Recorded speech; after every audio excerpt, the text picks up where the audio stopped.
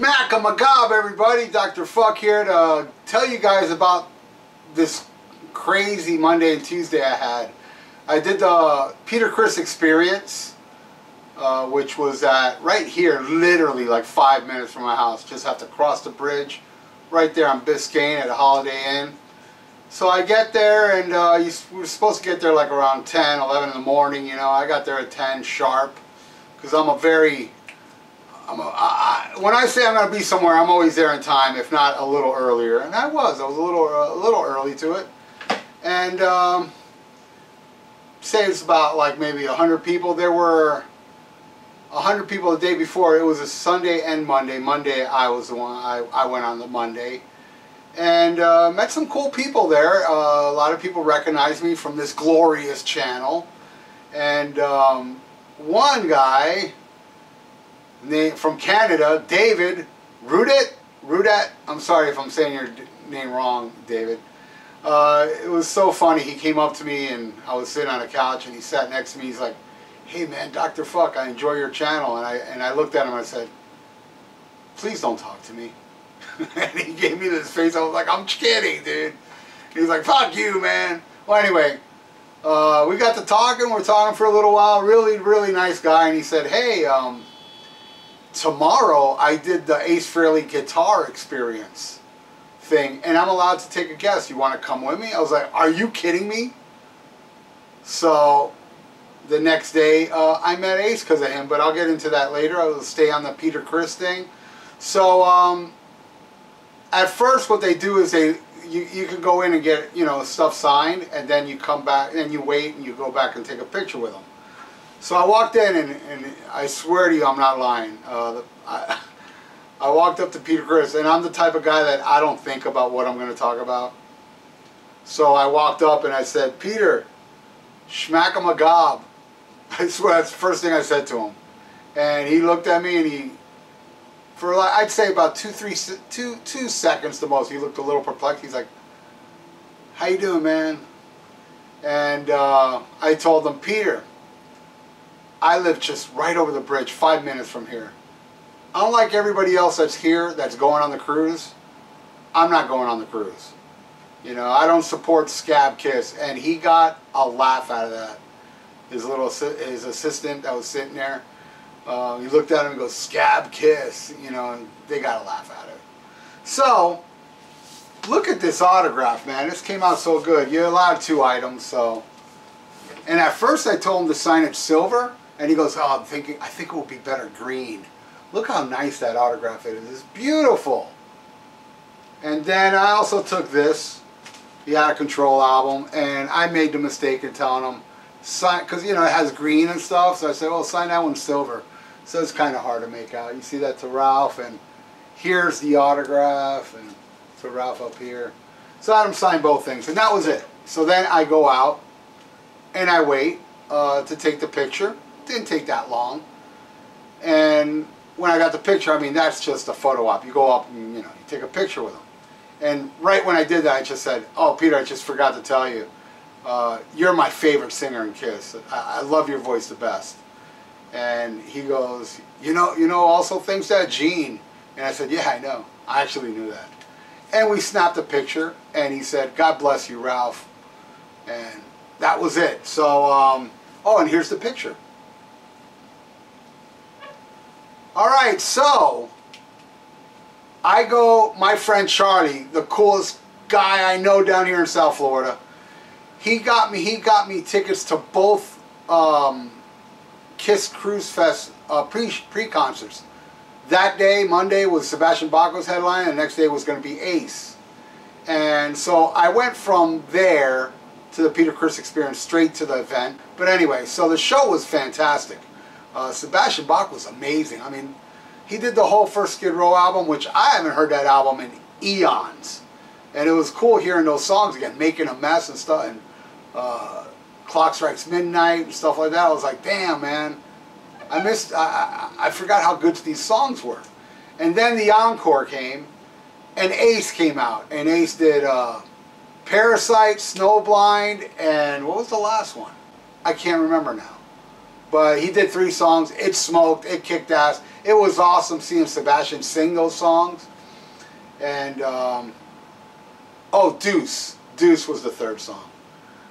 That was the end of the first night. And I had to be back there at 2 p.m. in the afternoon to meet Ace for the guitar experience thing that David Rudat from Canada hooked me up with. So I get to the place around 2, and something I forgot to mention, the night before and that night, there were so many people going on the cruise that recognized me. And every single one of them was nice. All of them were really cool and very complimentary. And I know I'm going to leave people out, and I apologize because you were all so cool, but I met a guy from Australia that was so awesome. He actually writes books. He wrote a book about Gene's mom, Gene, and I believe Peter, I'm not sure, but he told me, and he was super nice guy to talk to. Another guy from Norway, Argentina, and oh man, I'm sorry if I'm forgetting anybody, but a lot of people from around the world and a lot of people here in the States. And all of them were so nice except for one, but he said, and he was great because he was from Argentina and I speak Spanish as well. So he told me in Spanish, he goes, I'm subscribed to you, man. I love your channel, but stop talking bad about Paul Stanley. He really was telling me off about that, which was funny. I thought it was funny. And, you know, he did it with a wink, you know, but, and while he's telling me off about Paul Stanley, I noticed right here on his arm he has a Paul Stanley autograph, and under it says Live to Win. So I point at his arm and I go, yeah, I can tell you're a Paul fan. He goes, you think that's something? And he lifts his sleeve, and here's a tattoo of Paul Stanley with another autograph. You know, he had Paul sign him, you know, I guess on separate occasions, and he tattooed his autograph twice on him. That's a fan. Well, he wasn't too happy of me talking bad about Paul Stanley. But I said, man, haven't you seen the videos of me talking nice about Paul Stanley?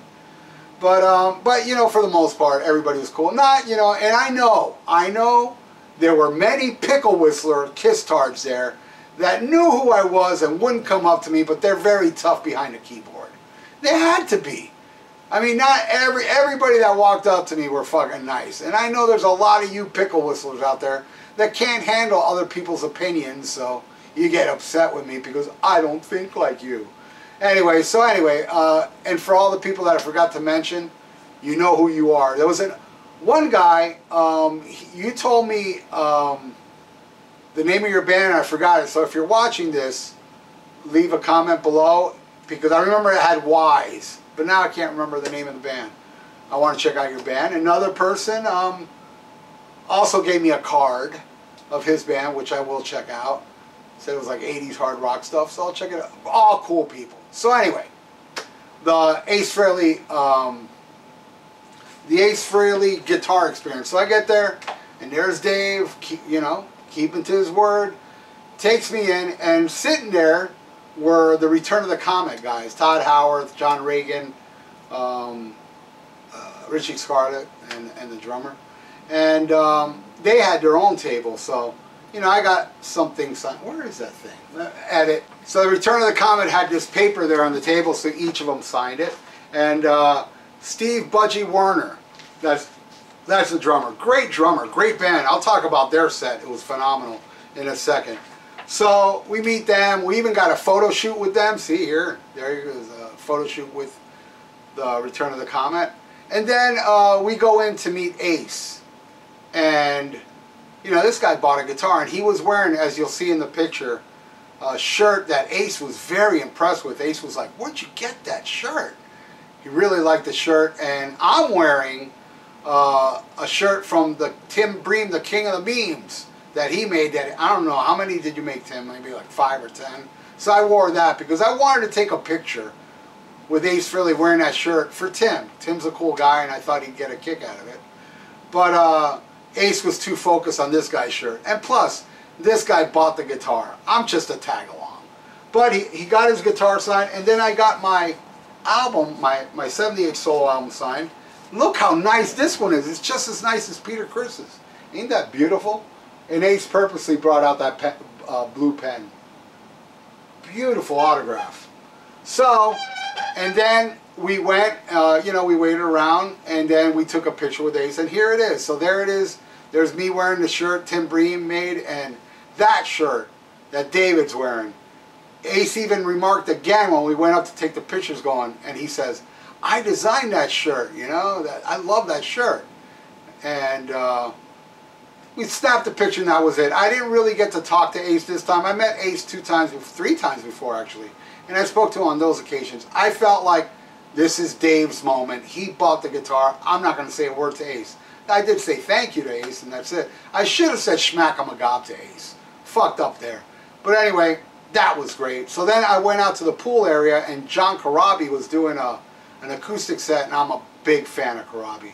I bought, and I took this along with me. This is a great, great album. This is a double live album of him doing the '94 Motley Crue album. It's phenomenal. I highly recommend it. But these were limited edition. This is red splatter vinyl, and I think I scooped this up right when they went on sale, and I understand this is sold out already. But you could probably get it on a CD or somewhat. Recommend it highly. And he signed it for me, as you can see. And he was having a lot of technical issues because the sound people there were retarded. I mean, they were doing. And he was getting upset. And then at one part, the amplifier, the PAs were making noises, and he goes to the sound guy, you hear that? And the sound guy's just standing there going, yeah. But anyway, John, I mean, he almost lost his cool a couple times, but it was great. He did my favorite Aerosmith song, Seasons of Wither. He did Misunderstood, Hooligans Holiday, Dead from Union, some clear CCR, a bunch of shit. It was just phenomenal. But it was, man, and I'm a Florida boy. I can deal with the heat. I'm like a lizard. But goddamn, it was hot that day. You know, standing out there. But I braved it out, man. I watched it all. It was great. Met him, got an autograph, took a picture. And then then I went to my car. And I went to go sleep for a couple hours because I hardly slept the night before. And under a tree with the windows open, nice little breeze. And I carried pillows in my trunk because I'm smart. So I had the pillows. So I slept for a good 2-3 hours. I was nice and fresh. Went back in, hung out with my friend Charlie, and David was around. And again, kept meeting people from around the world and coming up to me. Very nice people. And then we go in, and there was a band called Thunder Mother. They were all chicks, and they were awesome. I thought they were really good. I was very impressed by Thunder Mother. Oh, and I forgot to mention the night before, I think they're called Rock and Roll Residency. I know they are called that in Nashville. They played, which is actually Ace Frehley's backup band, which was Gene Simmons' solo band backup band. And then Return of the Comet came out, and they did, you know, a bunch of Frehley's Comet songs.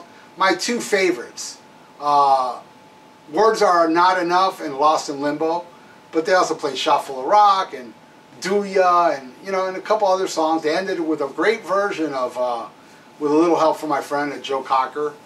And I gotta say, man, I already started working on making a music video for Words Are Not Enough, because I love that song so much. But when I make music videos, I don't do it all in one shot. I take little pieces, so it'll probably be up by Saturday. Not promising, but expect a music video for Words Are Not Enough. And you know, when I make music videos, they're better than any fan music video there is. Science. So after that, Ace came out to do a Frehley's Comet reunion, and it was a disaster. Ace's guitar wasn't working. I never seen Ace get pissed.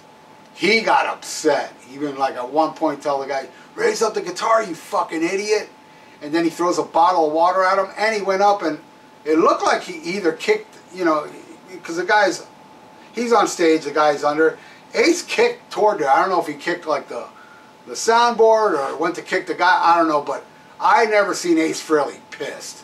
So it sucks because we can all hear Ace's guitar, but he couldn't hear himself on stage, so it really distracted him, pissed him off.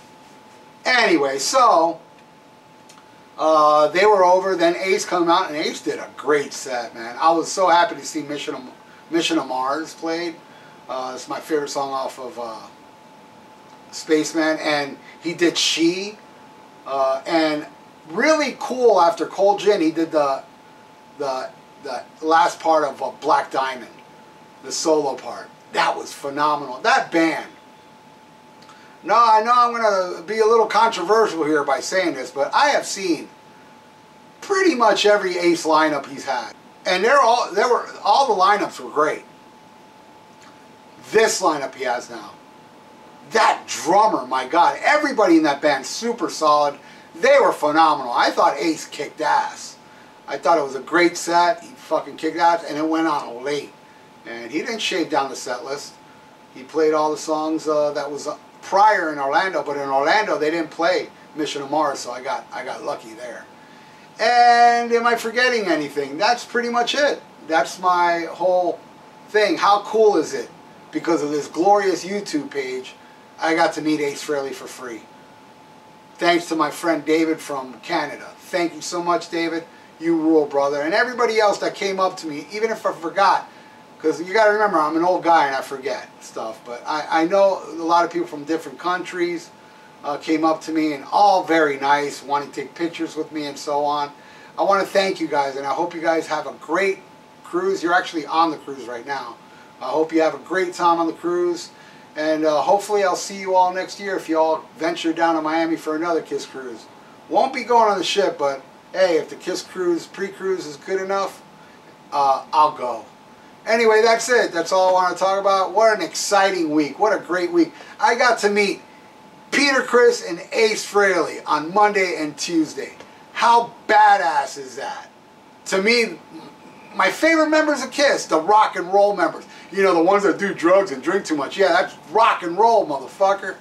Ace Frehley and Peter Criss rules. Peter Criss couldn't have been nicer. Sweet guy, very appreciative, and all the money he made for that is going to cancer. You gotta love the guy for that. I love Peter Criss, and he treated me really good. Treated us all very good. Very grateful to have us there. He gave us that impression. And Ace was cool too, man. I mean, but after all, these people bought guitars. But he was very nice. It was the nicest time I ever met Ace. He was the most talkative, nice, you know, my friend David. I didn't really cut in. But that's it. That's all I have to say. So thanks for watching, everybody, and schmack 'em a gob. This video was brought to you by Miami Metal Merchant. For your metal needs and competitive prices, visit MiamiMetalMerchant.com. Tell them Dr. Fuck sent you. Hey, I'm Dr. Fuck. And I'm the Ayatollah of Alcohola. And we are from the Rock and Metal Combat Podcast. If you want to check out some crazy, uncensored, unbiased, totally nuts reviews of classic hard rock and heavy metal albums, check us out. You can get us on Podbean and iTunes. New episodes every Sunday. That's right. And we also do each other's moms. True. Free of charge. Well, mine charges. Oh, yeah. Yeah, mine's free. Hey, check out my podcast, The Vieira Vault. We're on Spreaker, we're on iTunes, and we're on YouTube. Check it out and subscribe. Hey, headbangers, you want your own radio show? Well, you got it. On Thursday nights here on that metal station, join me on the Dr. Fuck Show. Go in the chat room and I will make you my co-host. That's right. Everybody that joins me in the chat room, I discuss whatever you guys want to talk about. I'll mention your name, I'll say what you say, and we're going to go back and forth. And I'll even fucking play whatever request you want. Unless it sucks, then I ain't playing it, because my show rules, and only songs that rule is allowed right here on that metal station. The Dr. Fuck Show airs live Thursday nights at 8 p.m. Eastern. Hope to see you there. Well, no, fuck that hope. I better see you there, motherfucker.